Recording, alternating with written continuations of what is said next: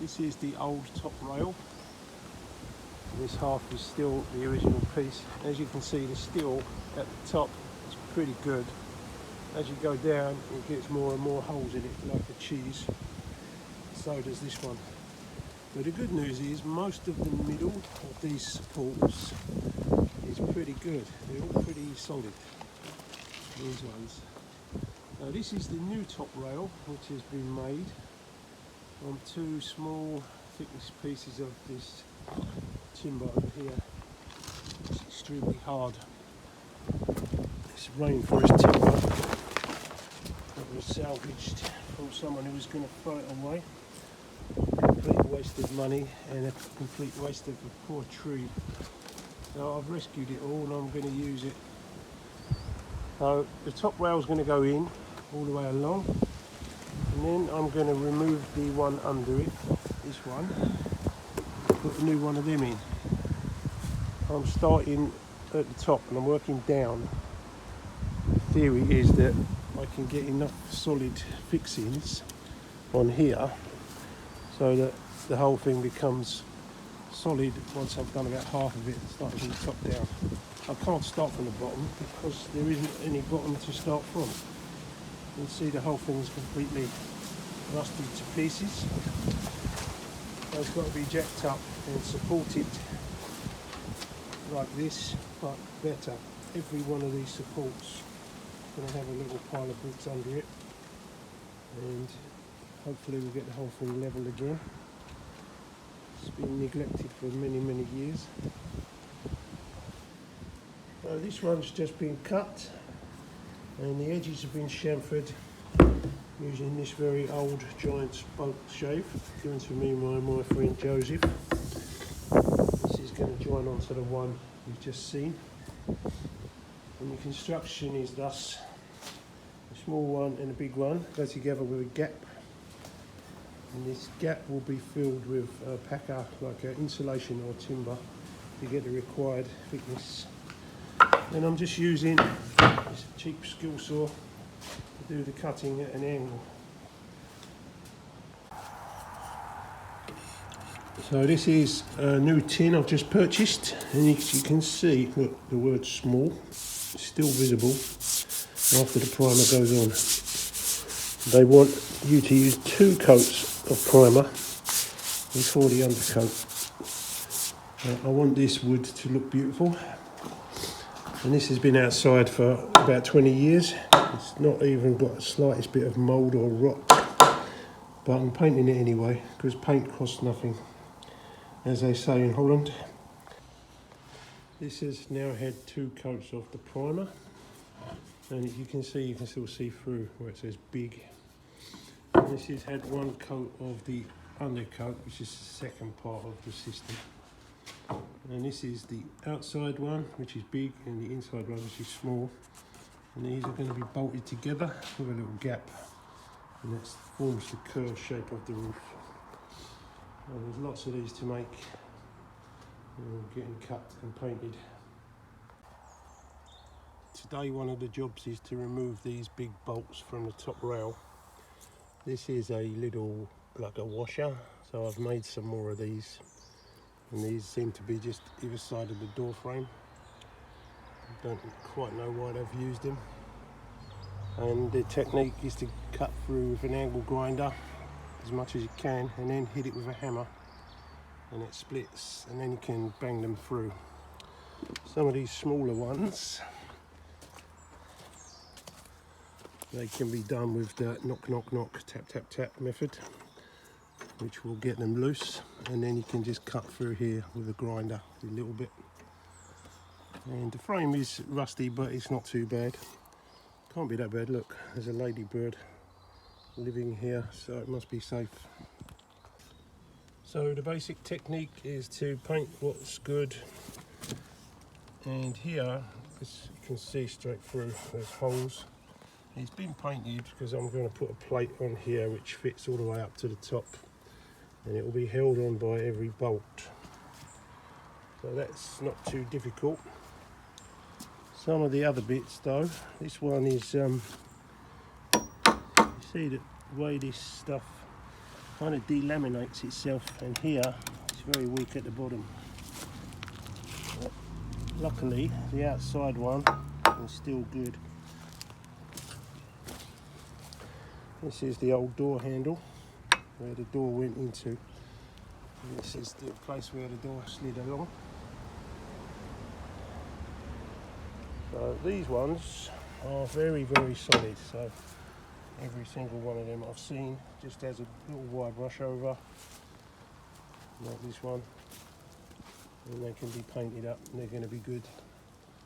Some of the rest of it though, got some odd kind of rust configurations here.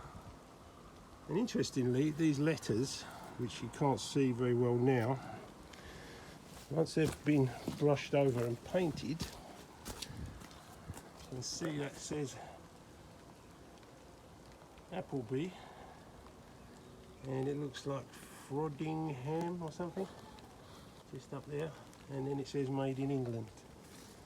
So this bit's ready to go.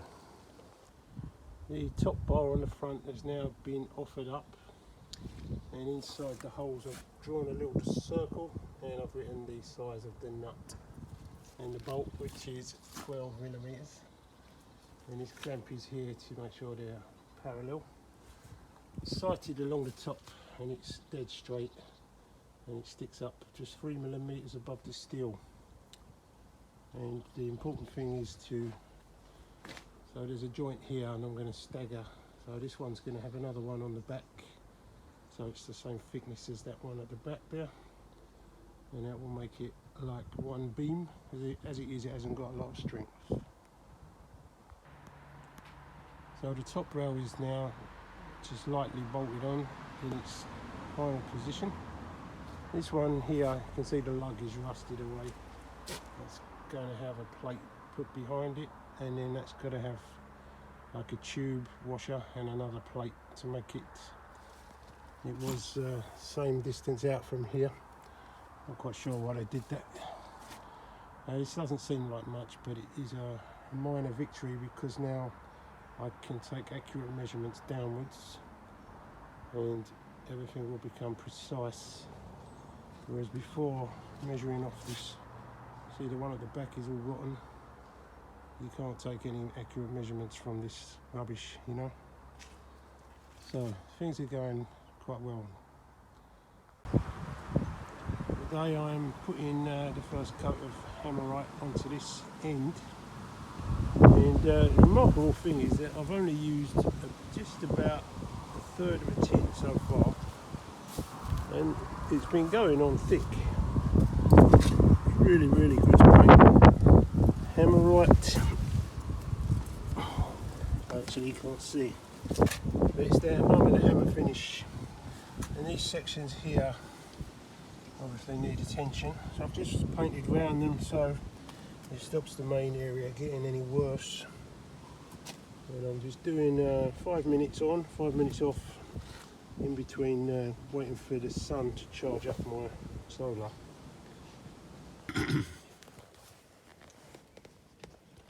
Unbelievably, 5 of these birds, grouse or pheasant, sitting outside the window listening to Grieg Piano Concerto Opus 16 in A minor. Halfway through the music I opened the window, and they're all sitting there hypnotised by this beautiful music, and they're still there waiting for more, it seems. Isn't that amazing? The top 2 rails have now been fitted, and I'm just fitting the second one underneath it, and this is homemade shiplap, very similar to the American stuff which they call nickel gap. It basically means you can fit a nickel between them, and that's the expansion. So this was completely rusty, so we've got a plate behind that, and this is the same system which will be put here. As you can see, this hole is quite substantial, and this hole is enormous. This one's been put behind, and when it's bolted there'll be some car body filler in the gaps, and that'll be superbly invisible and strong.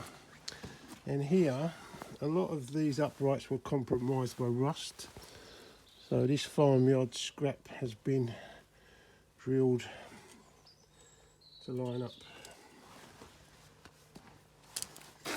I think this is wrought iron, because it's very hard to drill and it's very rusty. It doesn't seem like normal mild steel, but it was here, so I'm using it, and it's the right thickness. It's like 2 or 3 millimeters thick.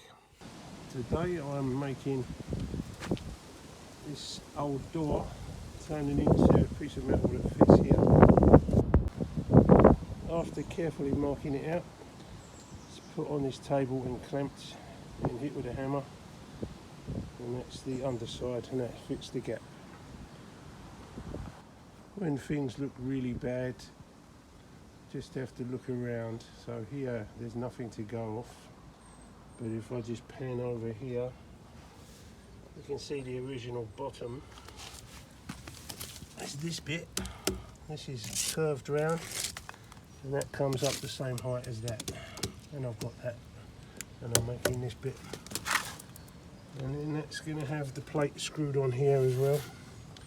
This is what they look like on the inside. These are 10mm galvanised coach bolts, very strong. It's going to be another layer on top.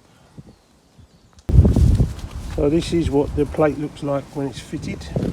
It's very thin, as you can see. It's only 1mm thick, but it provides the contour for all the other bits. So this one is a piece of farmyard scrap, which is nice and thick, and that goes all the way underneath.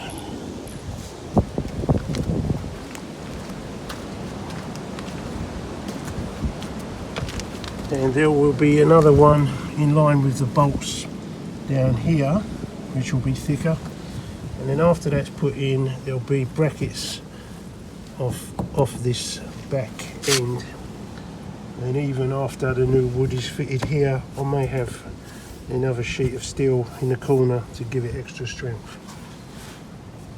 And this hole, either here or just under there, that will be left to run the cables through. This is probably the end of part 2. It's taking shape, and you can see this old blue door has been used to cut this nice blue panel, making use of all the old farmyard scrap. There's another door which has had the other side butchered, but if I run out of steel, the front will get butchered too. There's no escape. It's coming along, it's looking pretty.